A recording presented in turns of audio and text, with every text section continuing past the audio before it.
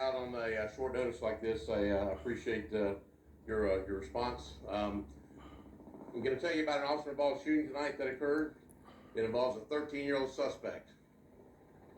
A 13-year-old suspect.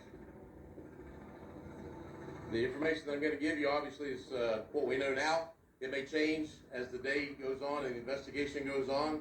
The investigation, the sheriff's going to talk about the investigative part of it.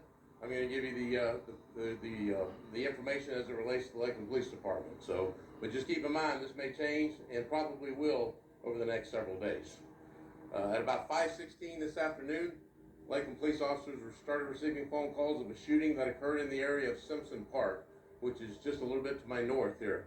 An officer was in the area. He was investigating another call unrelated to the shooting. There was a description of a vehicle that got put out. It was a white Dodge Avenger that was possibly involved. Officer Jamie Smith, and he spells his first name Jamie Smith, who's been with us for a little bit less than 2 years, saw the vehicle, got behind the vehicle, attempted to stop the vehicle. The vehicle fled from him. There was a short pursuit. It ended here on 10th Street, where the three occupants of the vehicle got out of the vehicle and fled on foot. One of the occupants was obviously carrying a handgun, running down the sidewalk, carrying a handgun. Officer Smith saw that. He got out of his vehicle, engaged in a foot pursuit, commanded the young man, the 13-year-old young man, to drop the weapon several times. They rounded the corner. They entered the apartment complex here, which is officially known as the Carrington Place Apartments. As he rounded the corner of the building, the 13-year-old was waiting for him in a crouched position with a handgun aimed towards the officer and fired one round, at least one round. The officer returned fire. The officer was struck one time in the left foot, but continued the foot chase. After the suspect fired the round, he turned around and continued running. The officer, even though he was struck in the foot and shot, on the radio gave the instructions out that he was shot, but he was continuing the pursuit and gave the identifying information.